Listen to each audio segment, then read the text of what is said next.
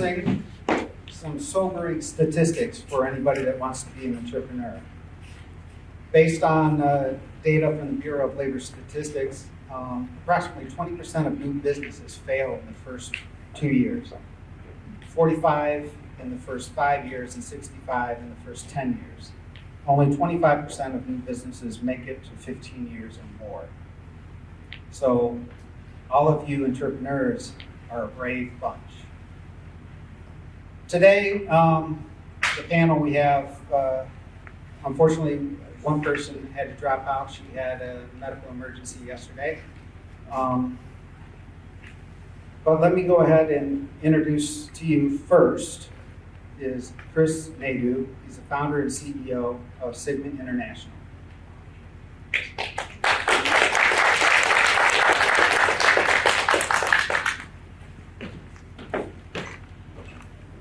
Next, we have Grace Lee, who is CEO and president of Ashford, Connex.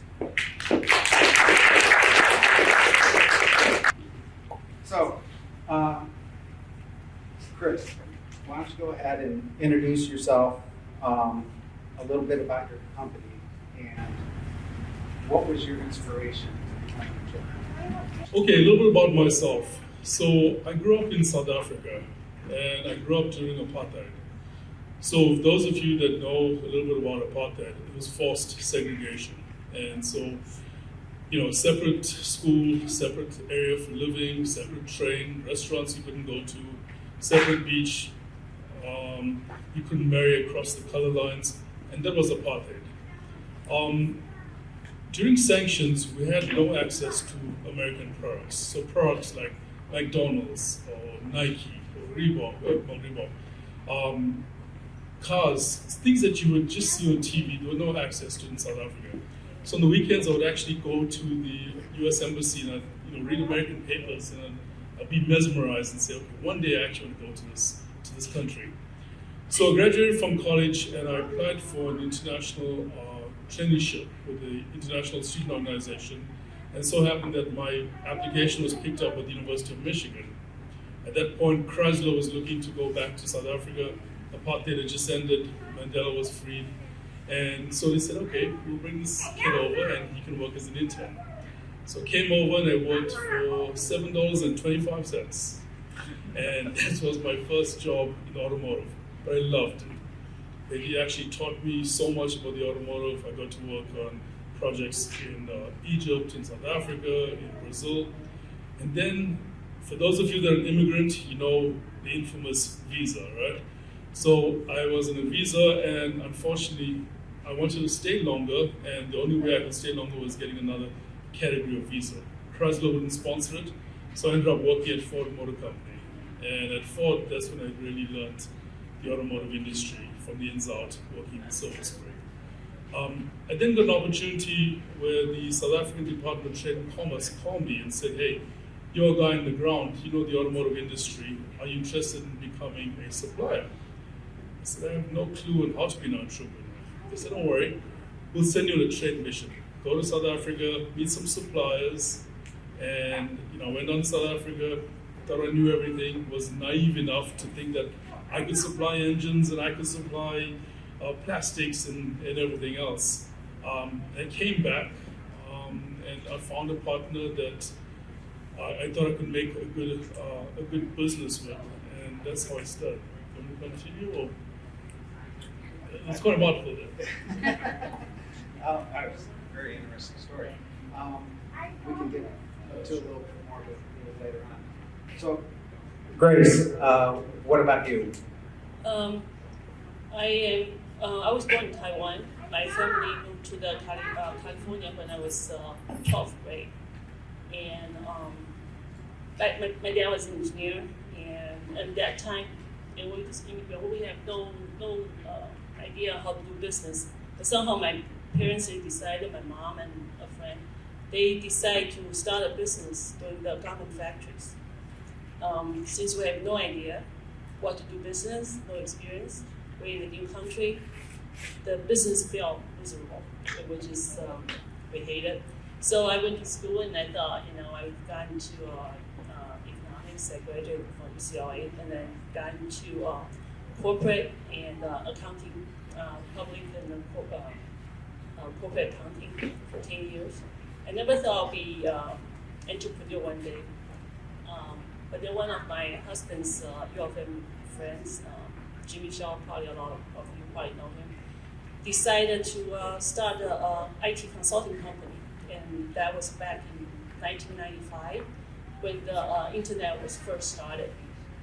And I remember that was pretty new. We'll call people up, say, hey, we can do a website for you, and then you can sell your house online. And people would say, you guys are scam artists, and just hang up on us and say, get a life. So that was like a very, very humble beginning, and then, but then we grow. I think we grow to 6 offices around the world, and we have 250 employees.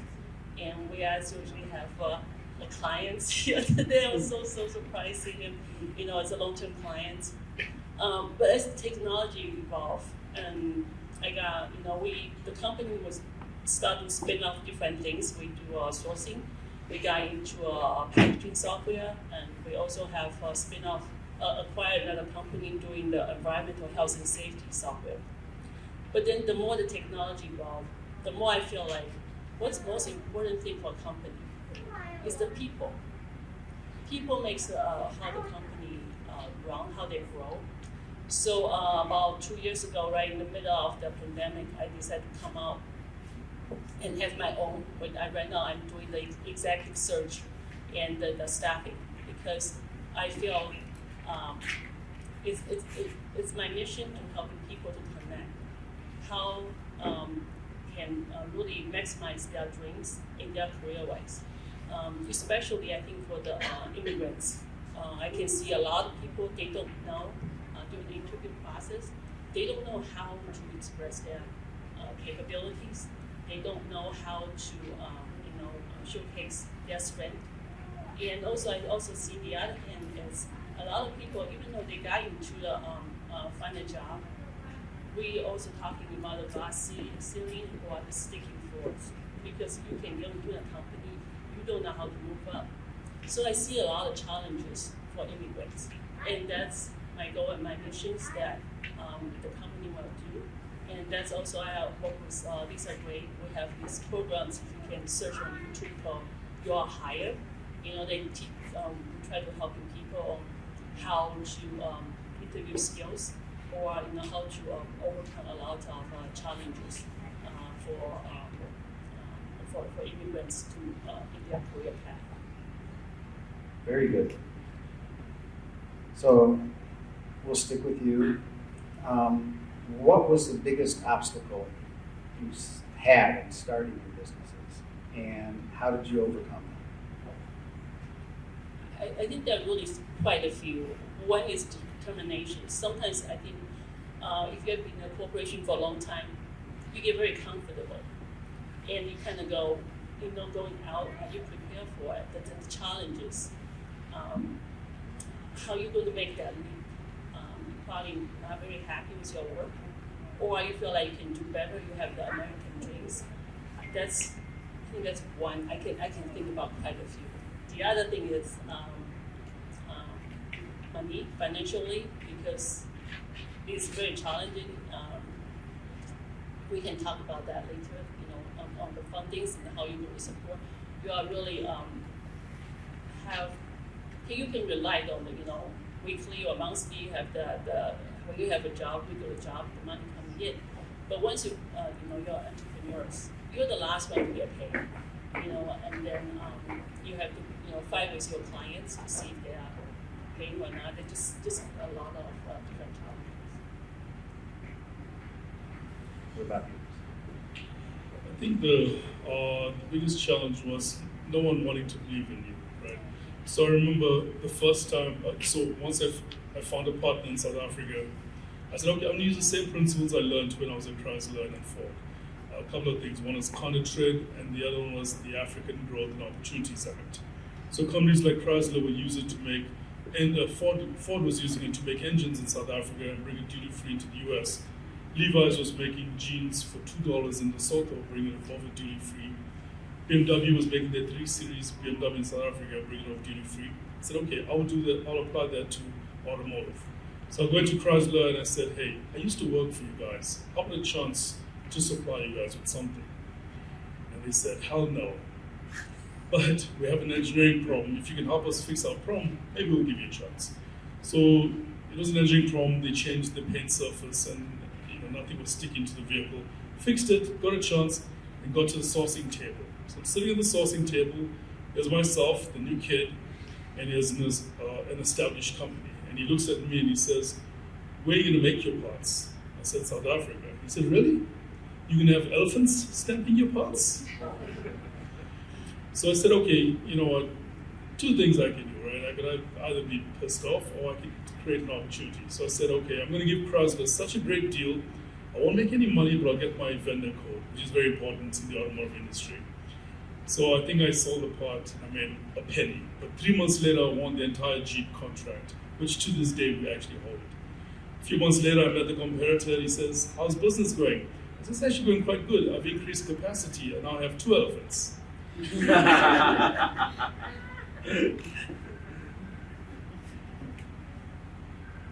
Very nice. Okay, so from my experience, starting your own business, long hours, very frustrating, and you don't get to spend a lot of time with your family. How important is your family's support and taking the time with your family in starting a business? So I think when I started, I didn't have any kids. I mean, one piece of advice, or one thing I'll tell you from experience, is that your tolerance for risk decreases as you accumulate more. A mortgage, a wife, kids, the tolerance for risk decreases. So when I started the business, I didn't have any kids, so my appetite for risk taking was a lot higher. But I needed support. One is because there were days when I came home beaten and broke, and everybody said no one wanted to listen to you. But my wife would say, hey, you know what, just go out there. I believe in you, you can do it, you can try. And so her support was actually a key reason why I started. And remember, late nights we'd go into the office, clean the toilets, wash the dust down the furniture, so the employees had a nice place to work. I'll never forget, before I moved to my first office, I get a call from Chrysler. I said, hey, where are you shipping your parts from? The parts are very small. I said, why? Is there a problem?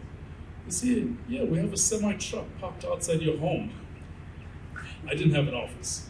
I just had the part validated. So within 2 weeks, I had an office, and my wife was instrumental in getting it up and running. But without a doubt, family support, because when you're in your deepest, darkest times, you need someone to say, hey, you know what, you can do it. I got your back. And even to this day, even with kids, my wife always says, you go do what you need to do, and I hold on the fort. Very nice. Grace? Oh, yeah, I think it's very important. When I have the IT company, my home and my office is 50 miles, so I commute 100 miles a day. I did it for 23 and a half years. And right now, when I work from home since I started my own company, and sometimes I would go to Ann Arbor and I kind of go, how did I do it for 23 and a half years? Because I feel like I'm doing so well. And then also because I involve with a lot of community works, it's 24/7 because we have an office in China, and I'll go home, and after dinner I'll just get into computers, internet, replying to emails, and then I fall asleep and I wake up. They'll respond and I'll still do it. So it's like 24/7. And so what I do is Saturday I'll go shopping for grocery. Sunday is my cooking day. I'll cook 12 dishes. And I just put in the freezer, and my husband eating leftovers for 23 and a half years. So it's very important. And then also there are ups and downs. There are days, the client doesn't pay. We are the last one to get paid. I don't get. We can take care of ourselves. We have to pay the employee first. So if you understand, you never really say stop. Doing this. So I think family is very important. So many people don't have a whole lot of money. Like you said, the risk tolerance goes down the more you have. What advice would you give to people about raising funds? How did you go about doing it? And what would you do different about doing it? So when I started I had another business before the automotive business, and it was 2003. My dad passed away, and I went to South Africa to take care of that. I came back, and my partner, who I believed in, who I'd taken around the world with me, he was having financial problems, and I didn't know because I didn't do enough diligence. That's one piece of advice. Pay attention to the legal part of the contract. Pay attention. So what he did was, the bank said, well, you're going to own more of this new business that's performing well. So he changed our partnership agreement. And I came back, he said, well, I had a capital call, you weren't here to answer it, so I'm now the majority owner. I said, what do you mean? So anyway, we went to arbitration, I won, but then he filed business bankruptcy, personal bankruptcy, so I lost everything. So that's when I was at my lowest point, and lost my dad, lost a long-term relationship, your partner just messed around with me, lost that financially, and I had to decide. And I said, you know what, I came with very little, I came with nothing. It's okay to lose everything and to go back. I always knew that I could go back home to South Africa. I think I was driving in Dearborn and I was passing a building and it was called Alpha. So I'm going to start a company, Alpha, Beta, Sigma. So I called my company Sigma. I then on the spot decided, you know what, I'm going to take a bet on myself. I cashed in my 401k. And that's how I got seed money to start my business. I cashed in my 401k and started.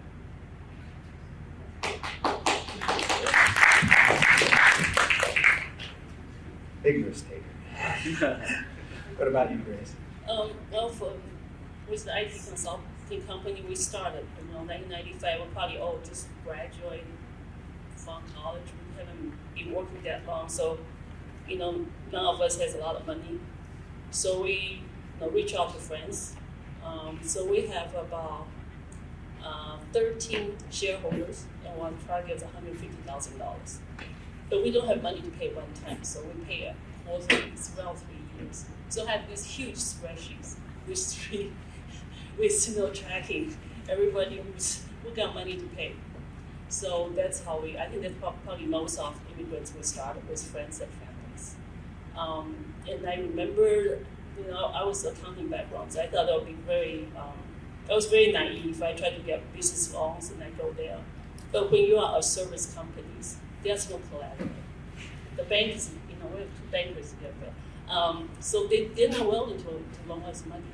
So we have been just, home equity loans, credit cards, or friends or families, and that's how we keep fighting. You just had to be. I think being an entrepreneur, you had to be perseverance. Just try. That's your dream. You're going to think about you're going to overcome that challenges. Friends and family money. Everybody. What would you say your biggest success was in starting either of your companies?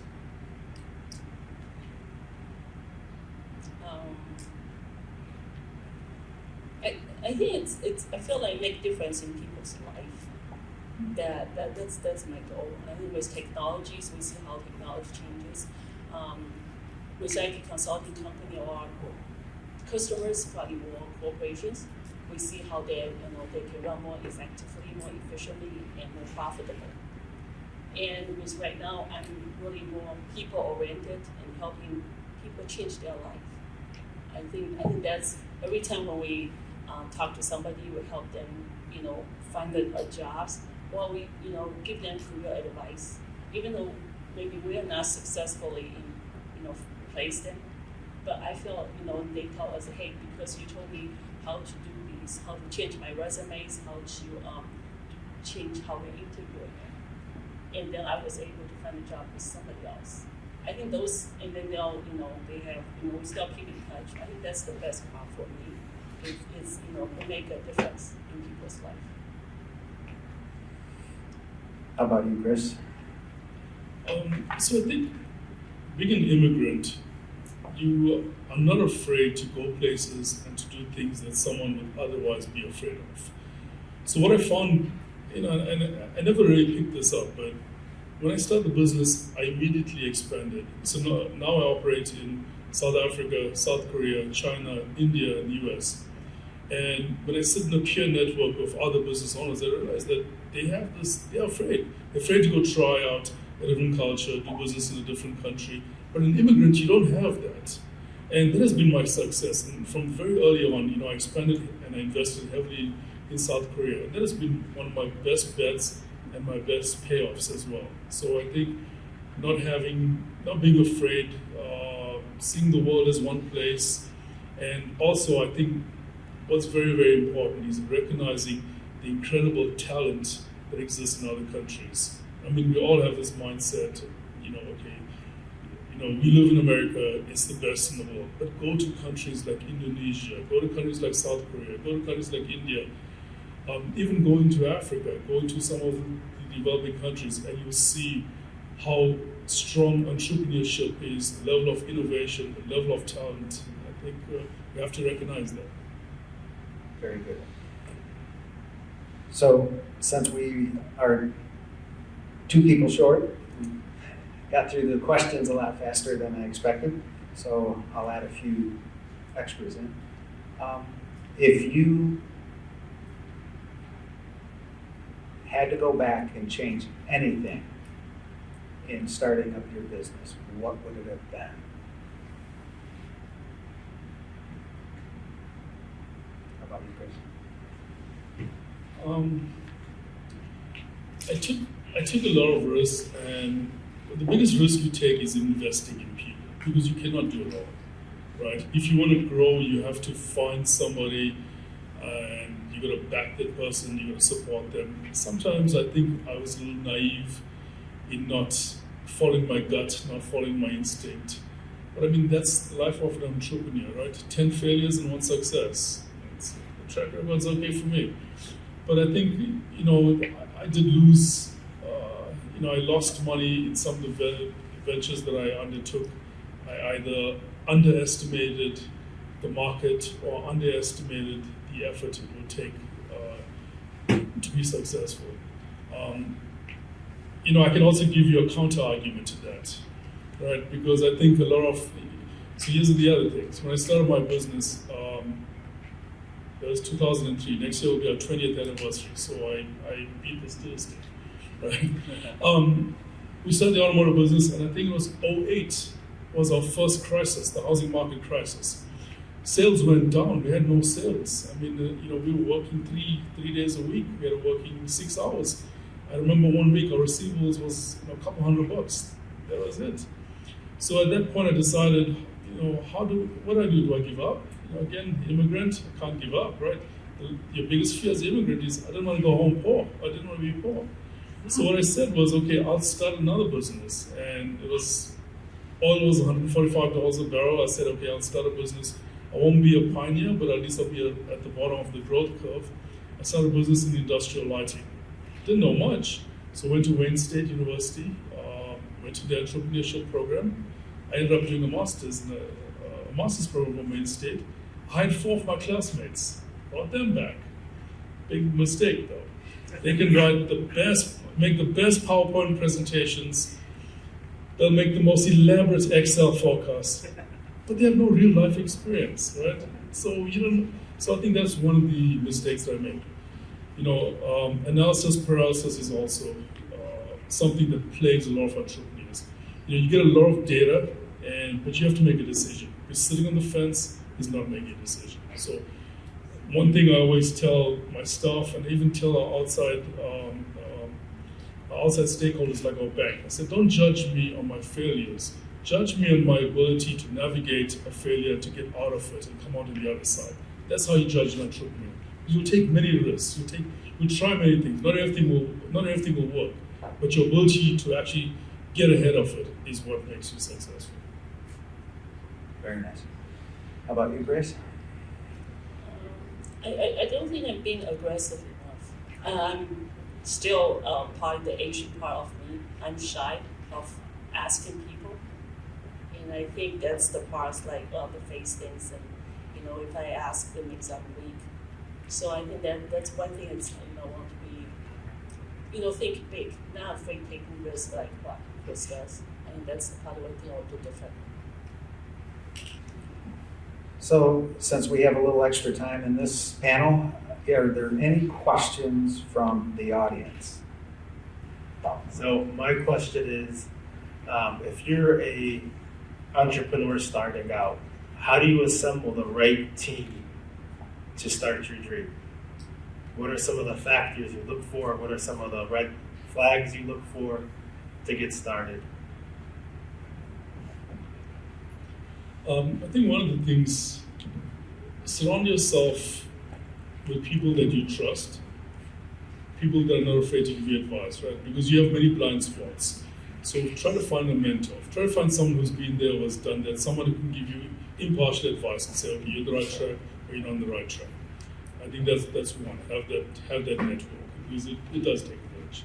The second thing is, you're looking for talent, don't always assemble a team that is exactly like you.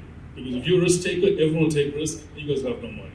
Make sure you assemble a team that you actually complement each other. There's a profile, I think many of you know DISC, right? This is one profiling system. There's another one called Colby. So Colby has 4 attributes. They do a measurement, and we use that at work when we hire people. One is a quick start, and the other one is, I forget all the other categories, but data and follow through. And I found that the accountants and engineers are wired one way. They need a lot of data, slow to make decisions. And then the entrepreneurs and the salespeople, they'll make a decision with 50, 60% of the data. Quick start. But you don't want to have just the same type of personalities in the team. Combine them. Those make strong teams. And use your gut. Trust your gut. I think it's probably understand your strength and weakness, and so you assess that. So you know what you need when you run the business. Who can complement and support you, and also I think you need to start to look. Long time ago, networking. That's why I think networking is very important.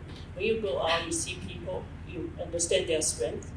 You see how they work with other team, because that's probably a pretty good example of how they're going to work with you.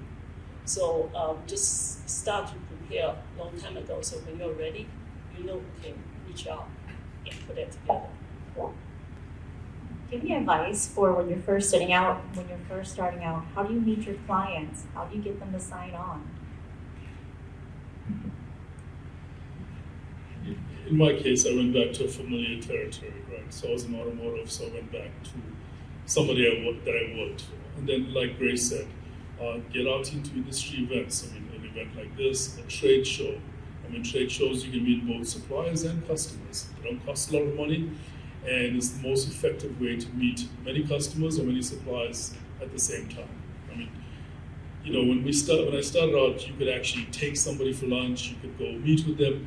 Now you can't even get past the front door, and now you don't know. You may have a buyer that's sitting in Mexico or a buyer that's sitting in Chicago, and you're doing business in Michigan. So I think trade shows are a good way to do it, and also join industry peer groups, right? I guess this is one peer group. There's another group in Detroit called Entrepreneurs Organization. So they have a good program. It's a global program. And then when you get to a larger, bigger size and scale, there's Young Presidents Organization. That's another group. And there's Vistage, if you're in the learning, you're going to be a lifelong learner. That's another group as well. I think you have to really understand what yourself in market, what's your advantages. Because I think I went to a lot of entrepreneur workshop, and then they say, what's your market? It's everybody. When you say you're everybody, then you're in trouble, because there's no way when you start a business you can reach out to everybody. You have to have your target group, with your sales and target group. And also they say don't sell vitamins, sell painkiller. Because when you sell painkiller, that's when people will buy. When you sell vitamins, people go, I don't need it today. So make sure you know what your product or services is for the people needs. Otherwise, you're just going to be like another company. I think to add to that, so I remember Krasl asked me to mentor somebody, and I asked the gentleman, I said, what is your business? He said, I'm an import and export. I said, what do you import and export? I import and export anything you want. And to Grace's point, unless you have a niche, it'll be hard to break in, right? So, find a product or find a niche, the barriers to entry should be high so not everybody can get in. And that's where you'll find you have more success. The other thing is that we're all wired to sell. Hey, you want to buy something, you want to buy something. And the era that we're in now, nobody has time for that. So you're going to do kind of consultative selling. What is your problem? How can I fix it? How can I help you overcome some of the issues you have? You're more likely to get a contract that way than, hey, here's something I have for sale, do you want to buy it? Hi, Chris. I have a question about manufacturers. Sounds like you are doing manufacturers across the world, India, China, Korea, and USA, right? So one of the challenges I met some people talk about is the robotics. People label. So in US, it's very difficult to find blue collar workers, and even the Asia, the labor costs go up. So how you using robotics to improve the efficiency, cut costs, and what's the future for the manufacturers to make a profit? Because right now the profit sounds like the margin is so low, single digit, and it's difficult to make money. That's the one thing. The second one, it sounds like there's another challenge is the retention. This is also a question for Grace, is how to incentivize the key employees and with equities or with how to keep the talents. I think that's also challenging. People get easy double salary, they just left, and the executive salaries competition, the talents competition is so much. Keep the talents is quite challenging in manufacturing sectors. So I have two questions. Thank you. So to put things in perspective, so labor, and I'm talking about an assembly worker, in the US would cost you, at least for us, for our industry, is maybe about $24 fully loaded or fully burdened, right, with benefits and stuff like that. You go down to South Africa, the labor is $3 an hour. You go to India, the labor is under $4 an hour. You go to Korea, the labor is about $15 an hour. So it kind of tells you, right, where the labor market is. Labor is one component of manufacturing.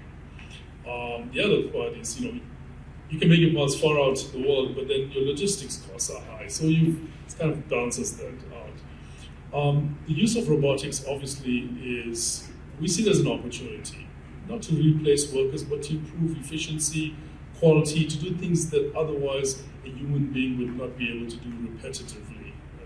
Right? I mean, it's human nature. You sit in the assembly floor and you're doing the same thing over and over. You're prone to mistakes, your quality could go down, your warranty costs could go up.